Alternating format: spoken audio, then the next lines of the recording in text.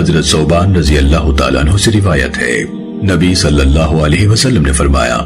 میں اپنی امت کے ان افراد کو ضرور پہچان لوں گا جو قیامت کے دن تہامہ کے پہاڑوں جیسی سفید اور روشن نیکیاں لے کر حاضر ہوں گے، تو اللہ عز و جل ان نیکیوں کو بکھرے ہوئے غبار میں تبدیل کر دے گا۔ حضرت ثوبان رضی اللہ تعالیٰ عنہ نے عرض کیا، اللہ کے رسول،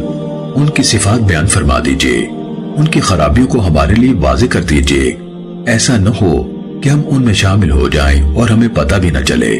آپ نے فرمایا، وہ تمہارے بھائی ہیں اور تمہاری جنس سے ہیں اور رات کی عبادت کا حصہ حاصل کرتے ہیں جس طرح تم کرتے ہو،